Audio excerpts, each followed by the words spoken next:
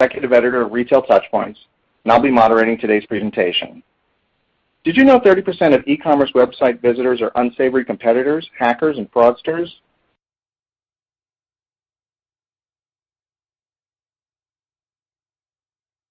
Online retailers are particularly susceptible to the effects of advanced bot threats, including competitive tactics like price scraping, product matching, variation tracking, and availability targeting. Even worse, security breaches such as transaction fraud and account takeovers endanger the overall security of your website, customer base, and your brand. How bad a threat are these bots, and what can be done to combat their impact? We'll find some of the answers from our speakers today. Rami Assad, CEO and co-founder of Distill Networks, and Brian Gress, Director of IT Governance at Hayneedle, Inc. This webinar is part of the Retail Touchpoints Retail Strategy and Planning series. This series is designed to provide you with the tactical tips, insights, metrics, and trend data you'll need to guide future strategies. You'll hear expert advice about building an advocate army to drive more revenue, improve your business results with location data, and harness distributed analytics to drive revenue, CX, and supply chain excellence. If you're not able to attend one or more of the sessions, they're all available free to all registrants. You can access them on demand at your convenience. To learn more, go to the Retail Touchpoints website, www.retailtouchpoints.com. We also welcome you to follow this and all other webinars in the series on Twitter and on LinkedIn using the RSP16 hashtag. For today's presentation, we're using the On24 platform. Right now, you should be viewing the On24 dashboard, which shows the live viewing screen. By clicking on the Questions widget on the right-hand side of the screen, you can type in questions during the live presentation and press Submit. You can also find a widget named Resources under Questions. Here you can download assets our presenters have provided. All you have to do is click on the resource and it will automatically download. In addition to joining the conversation online and submitting your questions here, we also welcome and encourage you to participate by letting us know how we're doing. In an effort to constantly improve the level of value we provide to our audience members, we put together a brief survey that will automatically launch once this webinar session ends. However, you can pull up, complete, and submit the survey at any time during this webinar by clicking on the survey icon in the taskbar on the bottom of your screen. The survey icon is circled in red on this slide. Before signing off today, please take a moment to complete this quick questionnaire. We appreciate and value your feedback and look forward to hearing from you. For those of you who may be new to Retail Touch, here's a quick overview. We're an all-digital media company publishing a weekly email online newsletter, daily news, special reports, and multimedia presentations. If you haven't done so already, please subscribe to our weekly newsletter. We welcome input and feedback through traditional means, phone and email, and social media, LinkedIn, Twitter, and Facebook. As I said, our website is www.retailtouchpoints.com. Before I introduce today's speakers, I want to remind our audience that the presentation is slated for approximately 45 minutes with time for live questions at the end. We invite our audience to submit questions in the On24 questions area as they come to mind, and the presenters have agreed to be available to respond to your questions. I also want to point out a few other housekeeping items for today's attendees. The webinar is being recorded, and all attendees will receive an archive link to the presentation to go back and review or share with colleagues. Our presenters today will be Rami Assad and Brian Gress. Rami is the CEO and co-founder of Distill Networks, the first easy and accurate way to identify and police malicious website traffic, blocking 99.9% of bad bots without impacting legitimate users. Rami has more than 12 years of telecommunications, network security, and cloud infrastructure management experience. Brian is Director of IT Systems and Governance at Hayneedle, where he leads the network and infrastructure, IT security and compliance, quality assurance, and change management functions and teams. Brian holds undergraduate and graduate degrees in information systems, is a certified chief information security officer and auditor, as well as a licensed PCI internal security assessor. Brian also spent several years teaching as an adjunct professor at the University of Nebraska College of Information Science and Technology. Welcome to both Rami and Brian. I'm now going to turn the presentation over to Rami.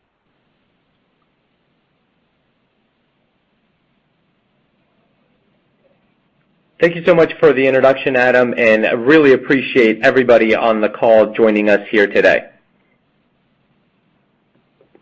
Today we're going to be talking about bots, how we're impacting your website, and how the growing bot problem might be impacting your business. We're going to start with a high-level overview of what bots are and do a little deeper technical dive on how bots are comprised and made up, and then we'll get into the business of bots. Who's behind them? What are they doing? And we'll hear it directly from the source. Brian will walk us through a case study of Hayneedle and how bots impacted them across their website. So what is a bot? A bot is any automated computer program, whether it's good or bad, really depends on the use of it, but any automation of a web browser to mimic human behavior is considered a bot. You can think of search engines like Google or Bing that use bots to crawl and index the web. Those are good bots, and they make up a lot of the bot traffic that exists out there. But there's a whole army of bad bots that are there to steal your content, look for vulnerabilities, execute fraud, and so on. And we'll talk a little bit more on the nefarious side of bots today. Before we get started, it's important to talk through some of the examples.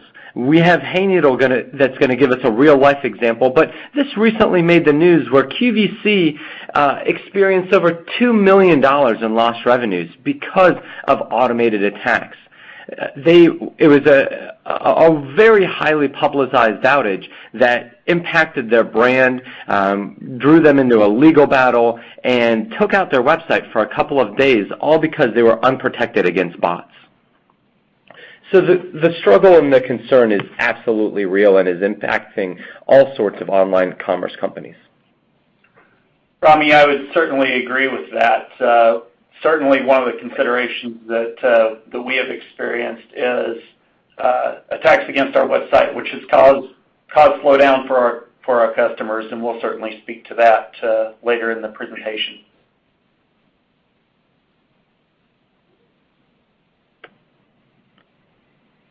Absolutely, Brian.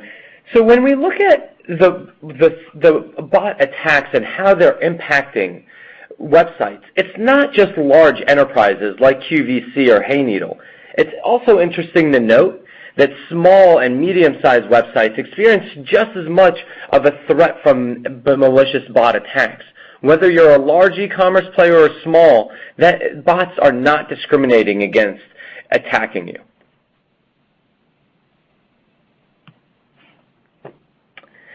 And the most interesting thing about bots nowadays is that they're no longer dumb, simple scripts. In fact, what we're seeing out there in the wild is that 88% of bots that are attacking websites are what we dub advanced persistent bots. These APBs are either advanced in that they do a great job of mimicking human behavior, they can execute JavaScript, hold on to cookies, navigate DOM elements in a page, or they're persistent in that they're randomizing their IP, they're changing up their user agents. They're doing a lot of things to masquerade the true nature of who they are. When you look at the different things that make a bot either advanced or persistent, the majority of these bots are trying to evade your defenses, which make them very, very difficult to stop with traditional measures.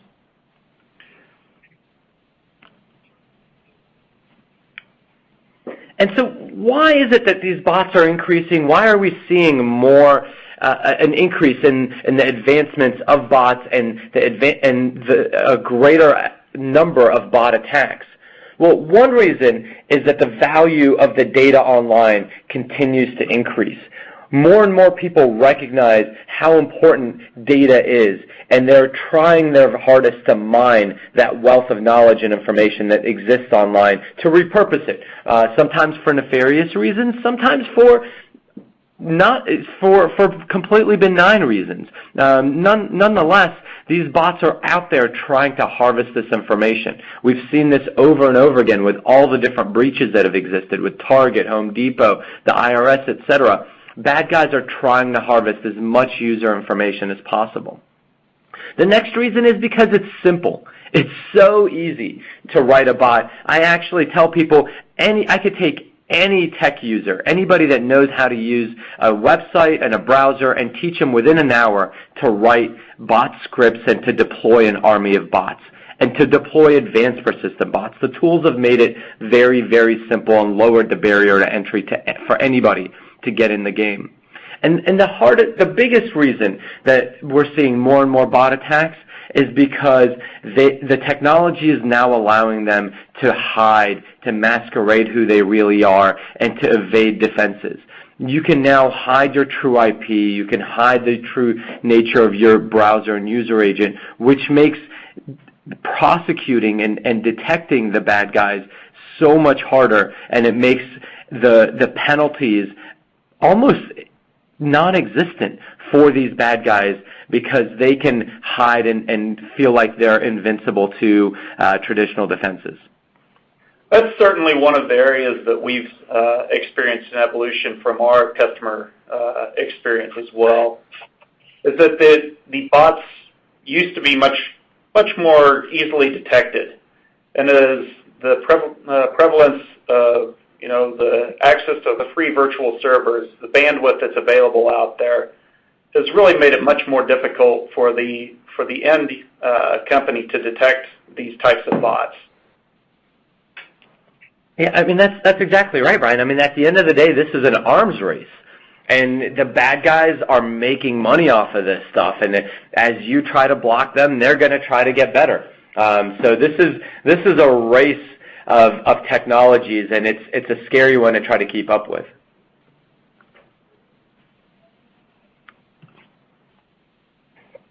So let's talk about some of the ways that bots are getting more advanced. I mentioned being able to load JavaScript. 53% of bots that we saw last year are now able to execute JavaScript. This means that you can't rely on a simple JavaScript check to deflect or block malicious bots. But more importantly, this also means that these bots are now having an impact on your analytics. Google Analytics, Adobe, your A/B testing tools, all of these execute via JavaScript. And by the fact that bots are able to execute that same piece of JavaScript, that means that they are now skewing your analytics numbers. The other thing that bots are able to do is mimic human behavior. They introduce delays into their navigation. They can navigate through the DOM elements of the page, and they can even move the mouse or simulate keyboard clicks. This advanced human behavior makes up 39% of bots that we see. They can do one of those or a number of those different things, which make them very, very hard to detect by looking at your logs. Again, this is probably the biggest change that I have seen over probably, I would say, the last 18 months, is the ability of the bots to mimic human behavior, to load JavaScript, to pass a lot of the tests that we had manually put in place. And that's why we started to look for assistance outside of our internal resources. I think, Brian, one of the other things that I've seen advance over the past 12 to 36 months is the use of multiple IP addresses. We are seeing now 73% of bots in any single attack leverage more than one IP address. 20% of those are using hundreds of IP addresses, sometimes thousands. So this traditional game of blocking people by IP, has now turned into a game of IP whack-a-mole that the infrastructure guys just are not able to keep up with. And we were facing some of that earlier this year as well. And if you look at even, for instance, Amazon EC2, they have over 4 to 5 million IP addresses available directly to them. And that's a huge number of IP addresses to even comprehend, trying to block. So yes, definitely looking for solutions that are not necessarily only IP-based, but have other capabilities as well. Yeah, and the scary thing is you can't carte blanche block all of those IPs, because they also offer virtual desktops in the Amazon ecosystem. They offer proxy services, and so there's legitimate traffic that comes from Amazon IPs. Amazon has tens of thousands of employees that are coming from Amazon IPs, and you want those employees that are high-tech, high-net-worth individuals shopping on your online site. And so blocking all of the IP space just doesn't make sense. Absolutely. There's legitimate businesses coming from those network ranges as well.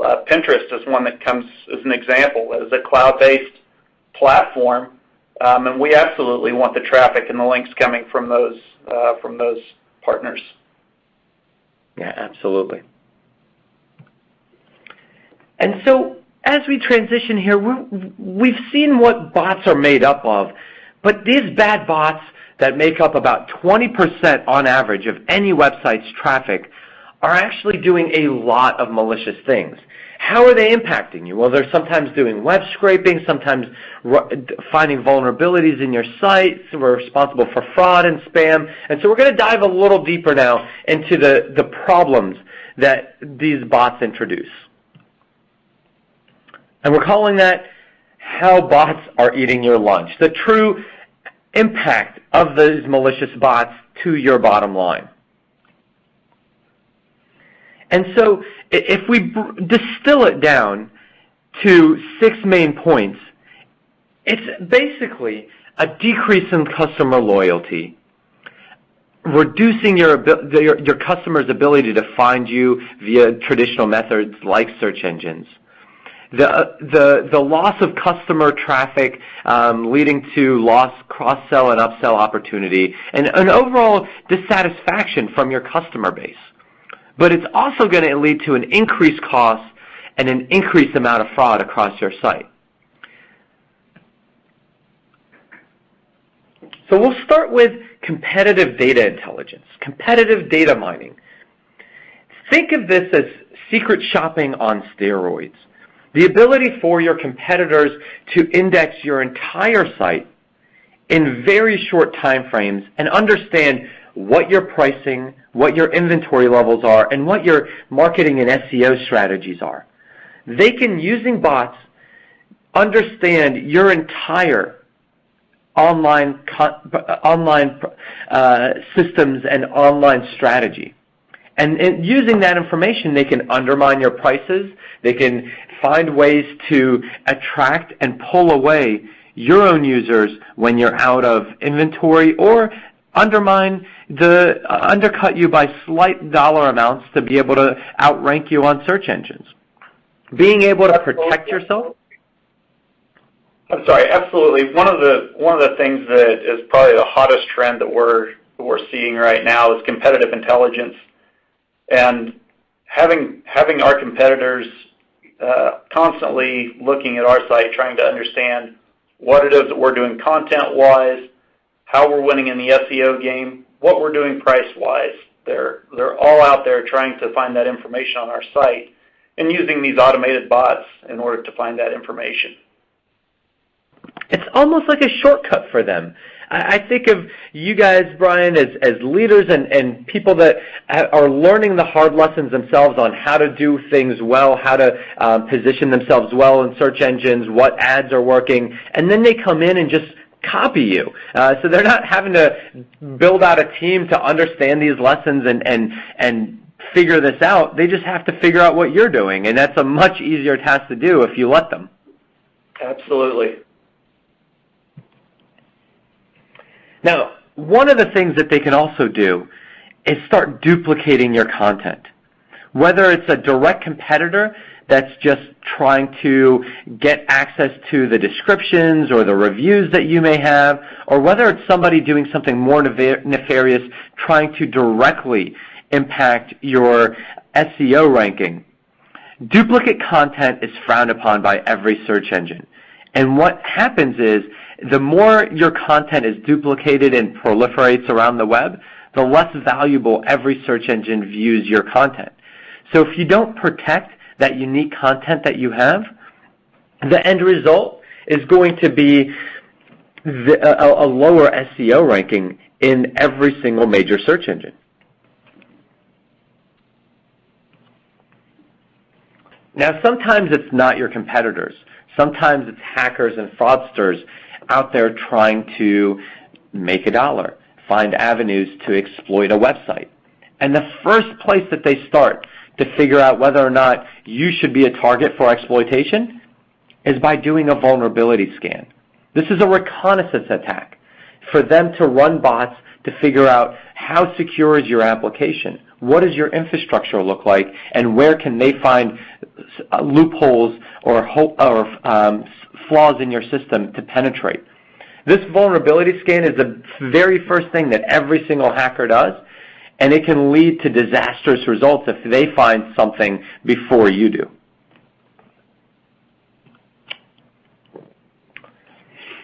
The biggest wave of online fraud and attacks that we're seeing in the past 12 months has been account takeovers. Because of all the data breaches, from Target to Home Depot to the IRS and Ashley Madison and so many more, the bad guys now have over 1 billion username and password combinations at their disposal. And unfortunately, most people online use the same credentials for multiple websites. So to no fault of your own, your customers' usernames and accounts are very, very vulnerable to this billion list of usernames and passwords. All a bad guy has to do is cross-reference that list with your website and to see what accounts that they can take over. From any single breach, we found that there is a 2 to 5% hit rate on stolen usernames and passwords. And that means that when you're seeing breaches in the millions, that's a very, very lucrative amount of account takeover, which means that they can go into your accounts and use those stolen accounts for fraud, empty out any kind of cash balance in those accounts, or harvest the PII that might be stored in that account, like credit card information, home address, date of birth, etc. This is a very, very risky security vulnerability for you and your team that you guys have to be aware of, even though it's not directly your fault. And the customers don't necessarily understand that. If their credentials are compromised and they see it used on your particular site and your properties, their assumption is that breach happened with you, not somewhere else. That's a great point. Even though it's not your breach, it becomes your problem. Absolutely. Similarly to all the stolen usernames and passwords, there are hundreds of millions of stolen credit cards out there in the wild. So many that it's impossible for the bad guys to go through them one at a time. Instead, they deploy bots to see which credit cards are still active, which ones are not, and they even use bots to automate the purchase of the fraud. So being able to identify automated traffic will automatically reduce your fraud profile and your fraud risk across your checkout.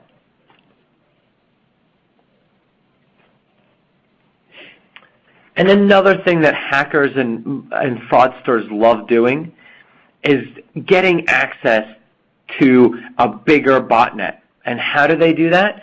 By planting malicious code across your site in comments, across ads and links, so that your users, your good-intentioned browsing users, end up clicking on them and getting infected. That could lead to not only a man-in-the-middle attack across your users on your site, but you could lose the trust of your users if they get infected because they were surfing around on your site. So making sure that your site's not a honeypot for malicious links is critical to earn and continue to hold the trust of your online community. And when you put all of this together, it poses a pretty serious risk to online e-commerce companies. And I want to hand it over to Brian. I think you've seen a number of these attacks, Brian, across Hayneedle itself, and that's why I think you have a pretty compelling story to tell. I'd love to hear a little bit more about how Hayneedle saw these in live practice. Sure. So thanks, Rami. Hayneedle is a large online retailer, and we have a lot of the features that you talked about that bots like to go after. With us being a leading online retailer for home furnishings, we have a lot of exclusive brands to us, and not only exclusive brands, but exclusive content to us as well. Content that we've developed that we need to work hard to protect. Some of the challenges that we faced, particularly price scraping. Online shoppers are very savvy. They're going to look for the same product in multiple places. They're going to try to find the best price that they can online. Competitors are out there trying to scrape your site and understand what you're priced well on, and trying to match that or beat your pricing on it. Absolutely important that you understand how your competitors are trying to do that and where you're vulnerable at price-wise. This one, next one, CVV guessing game. So CVV is the 3-digit number, or sometimes 4-digit number, that you add on when you're placing a card not present transaction. So you put in your credit card on the site, and since you're not there, the site asks for the CVV value. We actually had a script running against our site regularly, and we probably changed it, I would guess, 20 times to continue to advance as they advanced the capability of their script. And they were simply trying, very, very slowly going through our site. They would add stuff to their cart, and they would try a credit card number with different CVV values to see which one was the correct value. Bot traffic's competing with real customers. This was a significant problem for us earlier this year. We actually had instances where we were experiencing site brownouts effectively. Effectively a DDoS attack because of the bots that were hitting our site, not as a traditional DDoS attack, but as an application layer attack. They would hit our site, look for the most expensive pages to load. They would load those pages repeatedly. They would rotate through IPs. Absolutely some of the stuff that Rami talked about earlier, we experienced. Skewing our analytics, as you get into the checkout process, one of the most important things for an online retailer to understand is what your bounce rates are, how much time actual customers are spending on your site, what your conversion rate is. With the bots adding traffic into that, it clouds those metrics. It makes it much more difficult to understand what it was that, or what your actual metrics are, who your true customers are. This hasn't been an actual real new problem to us. What has been new to us is the capabilities of the attackers and their ability to modify their approach. We have been battling against these for years with a do-it-yourself approach. We were able to, mitigate them, keep them from affecting our site too much. However, this year, early in the year, it came to a head that it was starting to eat up resources on my team. We were fighting this stuff on the weekends. People were at baseball games trying to deal with this issue, and we just weren't really that effective at it. I mean, it was you would plug one hole, and you'd find 20 minutes later they'd changed their script and they're already attacking a different area. I mean, to me it sounds like, Brian, these bots are just purely blending in with legitimate traffic. Absolutely. There's some of them that we were able to identify, and it's really, we were literally in real time, looking through log file analysis and understanding, okay, here's the user agent string, here's the IPs that they're coming from, or here's the particular section of the site that they're hitting. And doing real-time blocks within our firewalls and our load balancer to stop these attacks against our site. However, again, we were only so effective at this, and your effectiveness would only have a short lifespan that it was able to be used before they simply changed and moved on to a different attack method or different target.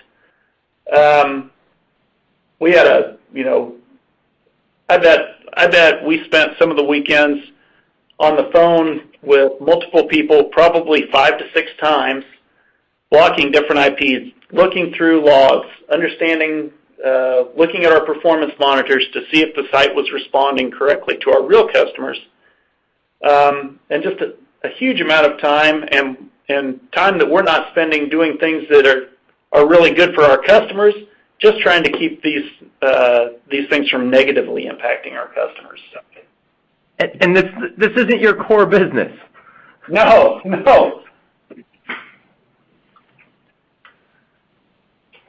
What we went through is we tried to find a solution, and it became quickly apparent as this came to a head this spring. We needed something that, again, was an automated solution and took the manual process out of it. We do have a huge amount of visitors, and one of the things that I always was concerned about was the amount of false positives out there. We wanted to make sure that, hey, sometimes a end user or a customer can present, and they may appear to be a bot because of a particular behavior or something that they're doing differently. How do we make sure that we're minimizing impact to those true visitors? It has to be something that can modify itself and handle the changes in the attacks that the bots are using. It can't be something that I have to constantly be monitoring, have teams on call on the weekends dealing with this. We also have a pretty complex technology stack here. We deliver our content through a CDN. We have a web application firewall in place. Our site is load balanced between multiple data centers.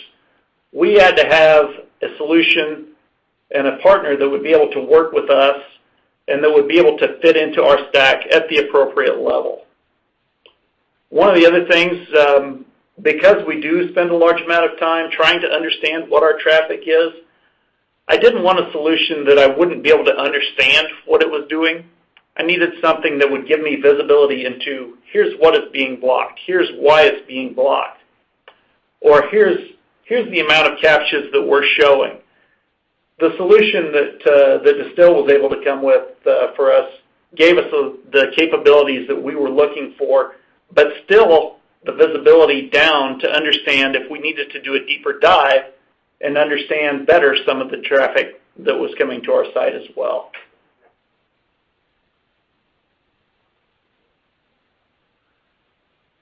And as you can see, this is a post-implementation report that we're looking at here. Around August 7th, we had a huge amount of scrapers start to hit our site, and bots start to hit our site. And you see that we had a traffic spike of 10x. Only 4 of that was actually human. A large part of this traffic never even saw our systems at Hayneedle because we were able to effectively put captchas in front of it. It did not put strain on our servers here because we positioned Distill at the edge of our stack. They are the first part of our traffic, and if it's detected to be a bot, that traffic never gets passed on to my systems. My systems are processing orders and shopping for customers. And normally that would have been a brownout with a 10x increase in traffic, right? You mentioned that before, Brian? Absolutely. So had this happened earlier in the year, and this would have been the types of attacks that we would see, it would be a very large sudden ramp up in traffic, and then they would start varying through the different types of products that they were looking at or the IP addresses they were coming from, varying the user agent strings. Absolutely would have resulted in slowdowns to our customers and to their experience in accessing our site. Anybody who's in online retail absolutely understands that customers are very impatient. If your site is slow and not responding correctly, they're going to click elsewhere and move on. This ties absolutely to return on investment for your organization.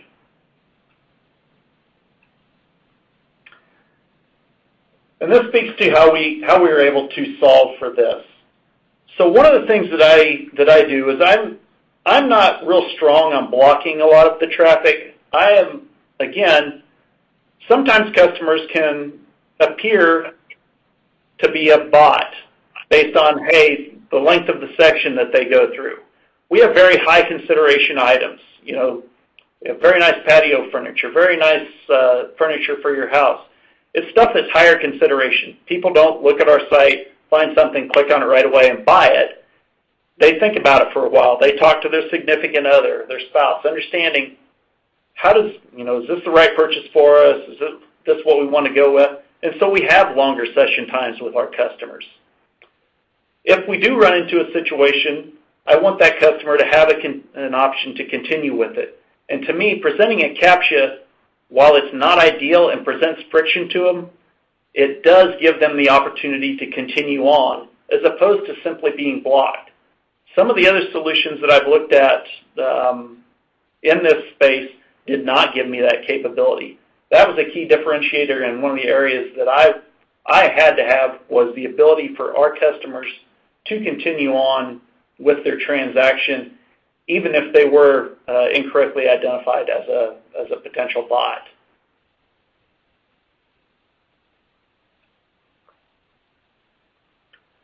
And as you can see, while we did have a small amount of CAPTCHAs that were solved, and it's hard to understand, those could have been solved electronically as well, or they could have had somebody on their end trying to figure out how to change their bot to modify and to get through our defenses. We served out over 17 million of the CAPTCHAs though, and only 78 were solved. That's not even a percentage that I don't know what the percentage is, but it's minuscule. That is a small amount of friction to add to our customer experience in order to keep that amount of bad traffic from hitting our site. So we stopped 17 million malicious users and only negatively or slowed down 78 legitimate users, but they were still able to keep going right through. Absolutely. And again, that's a key differentiator for me is in the online retail space, again, I need to allow my customers to continue their experience. And I think most customers in the world now have experienced having a CAPTCHA presented to them at some point. Google even does this on their site. If you're coming from a workspace, for example, and they've seen a tremendous amount of hits from a particular IP address, I sometimes get presented with a CAPTCHA from them as well.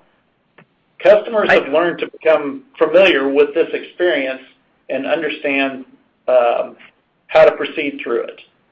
But you bring up a really interesting point there, Brian, in that you don't want to impact your legitimate users, but as a security solution or as a security professional, you need to understand how your tools and the security procedures and tools that you're putting in place are actually impacting your users. So it sounds like being able to measure the false positive rate is critical, just as important as not impacting customers. You need to know when you turn something on, is this going to have an impact, and how do you measure that? Right. One of the most important things for me to understand is I could develop an extremely secure website, then nobody would be able to access it, right? It's a balance. I have to understand how the tools that I put in place to provide security for our customers is impacting them as well? How is it slowing their shopping experience? How are they able to work through and not be impacted by that? And understanding that is absolutely key to putting good solutions in place.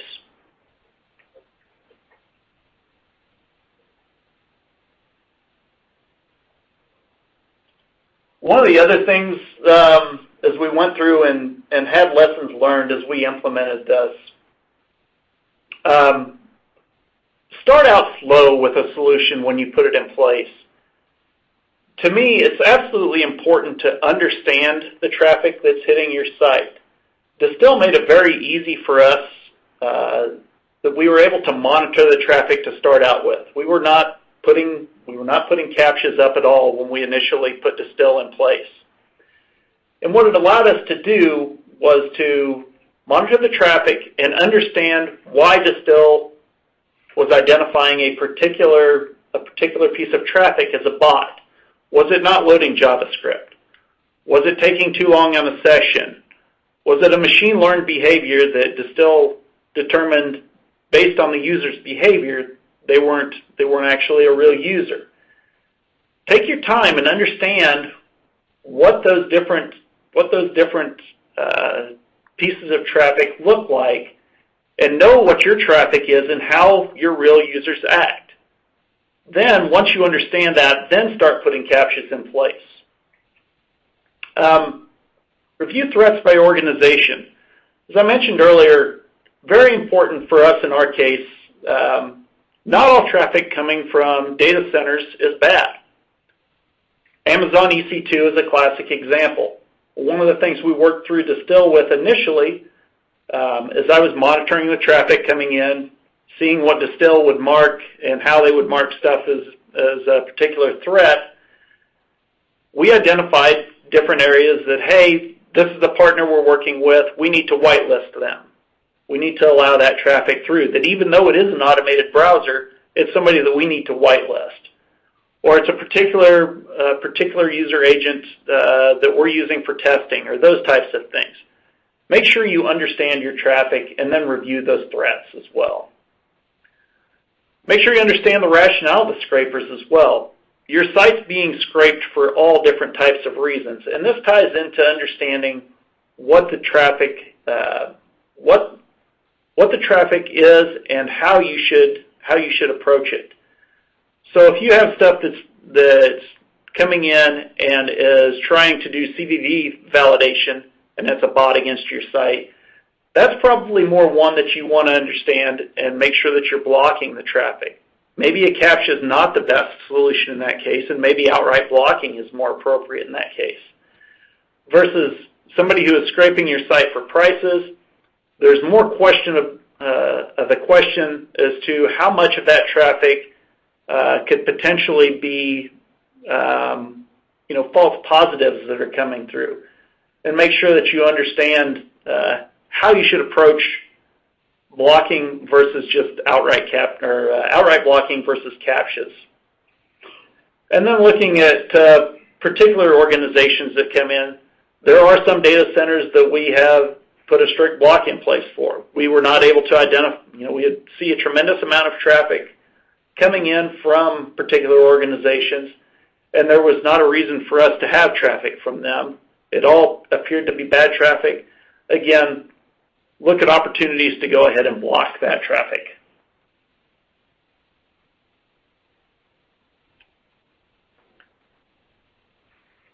An example of that here was the Nexion Technologies. I mean, obviously we had, data center coming from this. 70% of the traffic is automated and or known violators. This is the type of visibility that I had to have in order to understand how best to block or approach the traffic that was coming in. I spent a good amount of time going through these different organizations, understanding what is the traffic that they're sending our way. Obviously, you see the top one up there, Amazon and EC2. Not all of that traffic is getting blocked. Some of that we're allowing through. Some of that we're just in monitoring mode.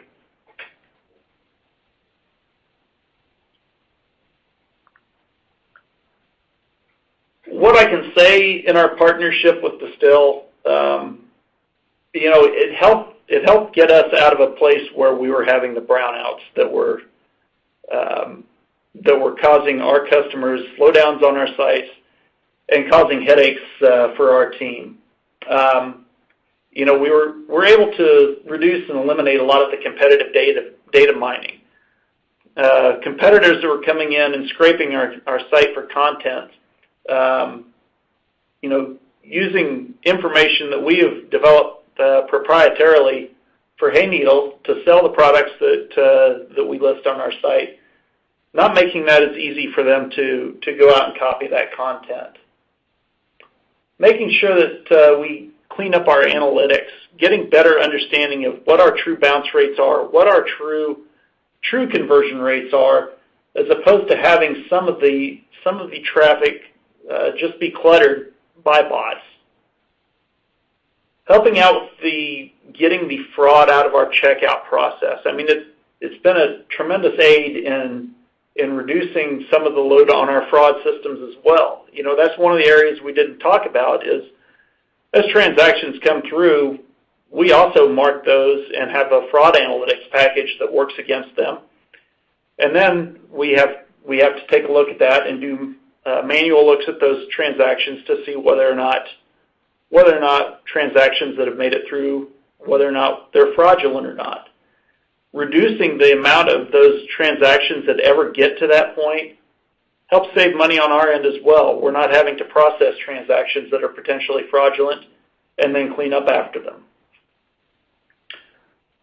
One of the areas we didn't talk about was the particular position that the Distill is in, being on the edge of our networks. It actually identified an issue with our CDN provider in that we would not have had visibility to prior to this. It gave us visibility that, hey, sometimes you're having a slowdown in some areas and your customers are getting served a timeout. Because of Distill's position at the end of our network and the reporting capabilities that they were saying, hey, your CDN is serving a timeout, we were able to go back and work with our CDN, make configuration changes with them to adjust for that and help eliminate a problem that in this case had nothing to do with bots, but because of the visibility that Distill gave us, helped us to get a better understanding of how our traffic was being served that we wouldn't have had an understanding of without Distill in place. And probably the last two things are softer areas, but no less important. As Rami identified earlier, we're not in the business here of identifying bots and blocking them. We're in the business of trying to serve our customers better, to get our content out there quicker, to make sure that our customers are having the best experience that they have. Dealing with the bots was taking away the time from the team spending on doing that, working on different projects that could help us serve our customers better, as opposed to spending time just blocking bad traffic. This solution helped us free up time to do more of that infrastructure work so that our site is more prepared and better serving real humans out there. And it absolutely boosted our team morale. It was getting really tiresome dealing with this every day, dealing with it on the weekends. You had people on call and on dealing with this during kids' baseball games on the weekends. And it was tiresome. Getting that problem out of our chain of dealing with it and having a partner that's taking care of that for us absolutely boosted the morale, because people aren't getting called and pulled away from events in their personal life to deal with these types of issues. Anytime I hear that we're helping improve the morale of the team, that makes me happy. I like that as well. I'm going to turn it back over to you now so that you can talk a little bit about your solution as well. Yeah, I appreciate that, Brian. And what I want to do is quickly highlight why our approach is different. Now, whether you look at Distill or any other bot detection mitigation solution, I want to identify for the audience some key things to look for, some key technological differences that will empower you to be more effective in stopping bad bots. Now, it's important to understand that not all traffic is completely altruistic and coming in telling the truth about what it is. One of the key things that we do at Distill is interrogate what the traffic says it is versus what it really actually is. And we're finding that a lot of bots come in and lie about their true nature. So doing a browser validation check, instead of just accepting that the user agent is correct or the operating system is correct, understanding the key differences between each browser and making sure you are exactly who you say you are reduces fraud, reduces man-in-the-middle attacks, and identifies bots. So that is a key thing to do in any solution that you're looking to deploy, being able to know that this true browser is not lying about who it says it is the first step in any bot detection mitigation solution that you should look into. Now, it's also important to note that bots are getting more and more advanced. They can now embed themselves in actual web browsers, and so they don't need to lie about who they are. And for that, what we did at Distill is built out a system of machine learning that profiles what your legitimate traffic looks like and finds behavioral anomalies to that. At the end of the day, bots end up looking either very, very systematic or very, very random, and both of those things fall outside of the norm. Now, whether it's bot detection or mitigation or any other web application security solution, you shouldn't be relying on IPs to block the malicious users anymore.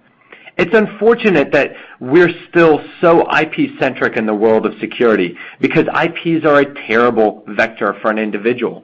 We talked about Amazon, how they have a blend of good IPs and bad IPs. The Tor network also has a blend of good people and bad people. Instead of using IPs, any security solution you deploy should be leveraging device fingerprints. You need to know at a very granular level who's good and who's bad and be able to block the bad guys without blocking legitimate users. Think about a corporate network or a university. Hundreds, if not thousands of users are going to be coming in from one single IP. Just because one of those users is bad doesn't mean that you want to block that entire cohort. So using a device fingerprint is critical to Distill to being able to block malicious actors without introducing false positives. And security shouldn't be done in a silo. It's important that we look at security moving forward as a community-based approach. The knowledge that we learn for one customer is instantly aggregated across our network minute by minute to share that knowledge across our entire network. So even a brand new customer who we haven't had an opportunity to profile traffic for still instantly sees value in Distill because we have the network knowledge that we've seen before from all of their competitors, from similar sites, from even adjacent sites that have nothing to do with them. We've been able to block similar type bot attacks for other people, and we share that knowledge instantly with all new customers. And then moving forward, anything we learn on that new customer site, we aggregate back into the network. This community-based approach allows us to not have to reinvent the wheel.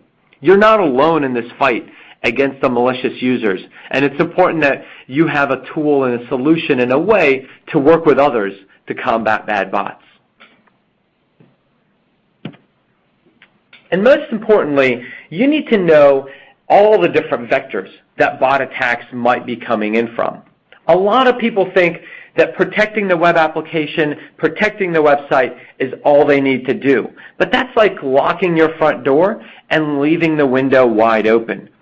The bad guys know that if you have your web application locked down, they can reverse engineer the API endpoints that have access to the very exact same thing as your web app and attack those instead, whether those are web endpoints or mobile API endpoints, they can still access the same logins, the same credit card transactions, the same data that your web app can, and in doing so, the bad guys can skirt all of the defenses that you may have on your web application and go directly to the source.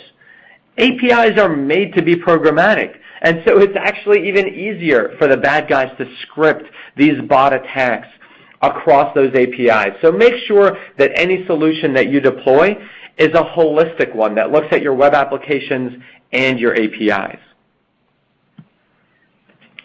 And most importantly, it's important that you put the solution that you buy or build on the edge. As Brian said, it's critical to stop these bad guys before they get in, before they get access to your web app, before they hit your web servers.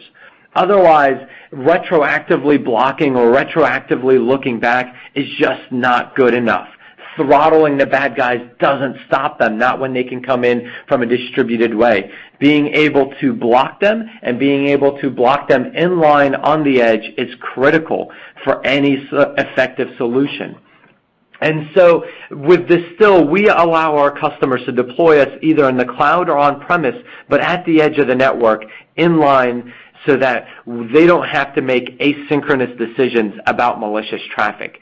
Any kind of JavaScript insert or API callback to detect whether something is malicious is just too reactive to be effective against bots. You know, one of the things I think that's important to understand with that as well in deploying at the edge is CDNs typically charge by the amount of traffic you serve. And if you think about the example that we had earlier where I had a 10x increase in the amount of traffic trying to access our site from bots, that's traffic I would have had to pay for had Distill not been in place and blocking those. Absolutely helps out to keep that traffic off of the CDN from a cost standpoint as well. Yeah, that's another benefit saving. You're saving money on the back-end infrastructure, but on your CDN as well. Great point. And it's important to understand whoever you go with has a team of people that can give you data back. This shouldn't be a black box. When you're dealing with the gray area that bots live in and exist in, you want to make sure that you understand how your real traffic looks, how the bots are intermingled within that, and what's really going on. What are those bots up to? So at Distill, we've deployed a team of analysts that can interact with our customers to give you custom reporting to help you understand the true impact of your bots. It's not just important enough to say that, hey, we've blocked the bots, so don't worry about it. That's too vague, and it can lead to a bad user experience. It can lead to missed bots. You really need to dive in there and understand what's going on. And it's important that whoever you select, whatever you build out, is a partner with the organization, with the business side, with the marketing side, with the tech side, that they're all working in conjunction with each other to dig in and understand what's truly happening with these bots. And so for that, it's important to understand this. A lot of people, I think maybe here on the webinar today, don't know if they have a bot problem or not. Hopefully, this gives you some perspective about what bots might be doing, how bots look, but it may not be enough to help you go back to your tech team and say, are bots eating our lunch? So if you want to dive deeper, if you want to explore further what bots might be doing across your web infrastructure, please reach out to us at Distill. We offer customers a free consultation where we deploy our solution, we give you reports back, and we help you at least understand the bot problem that you may or may not have before you ever commit to buying any solution.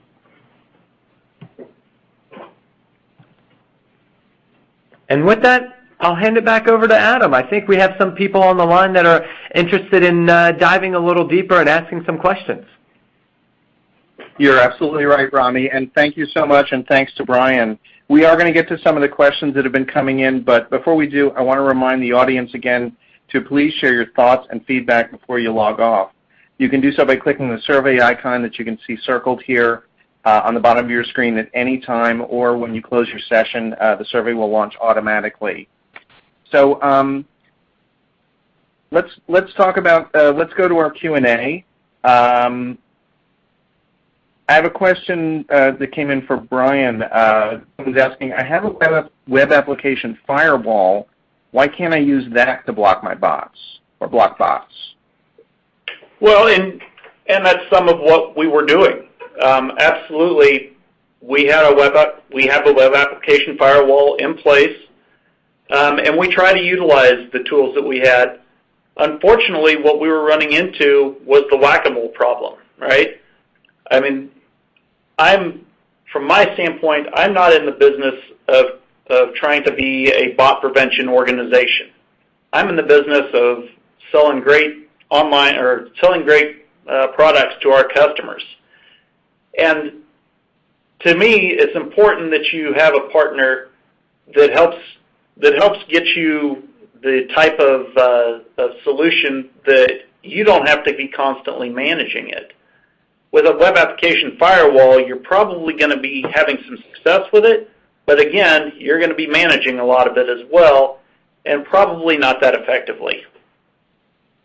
Okay, makes sense, absolutely. Rami, we've got a question. It looks like it's directed to you. Someone's asking, they use Akamai as their CDN. Can you still integrate that? Absolutely. Brian mentioned one CDN that we integrated with on their site at Hayneedle, but we have hundreds of customers that deploy pretty much every single major CDN. So there's been a deployment mechanism for each one. We're agnostic to whatever CDN you use and whatever backend you use. We can install seamlessly in any environment. Okay. And here's the question that everybody always wants to know: how much does this still cost? How do you price your offering? We have a solution for large companies and small. We want to see as much data as possible, so we don't cater to just enterprises or just SMBs.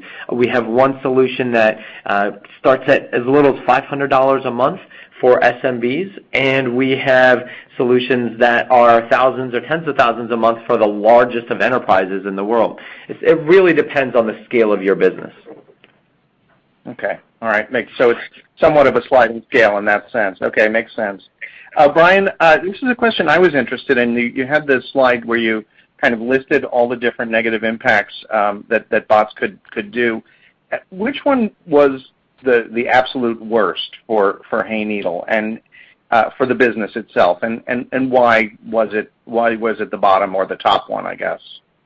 Right, and as I had mentioned, we've been fighting with bots for years. What brought it to a head earlier this year and probably was the key driver for us to start looking for help in this area was the bot attacks that were starting to cause slowdowns on our site.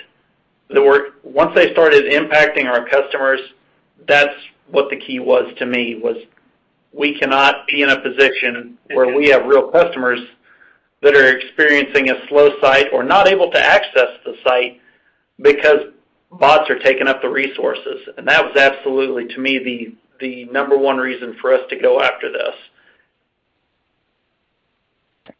All right. Well, thank you both. Thanks to Rami and to Brian. Unfortunately, I think we're about out of time for today. I would like to thank all attendees for coming to the session. I hope you have a great day, and we would hope to see you for the next presentation, which is titled How to Leverage Your Own Data to Amplify Your Brand. That session is going to begin at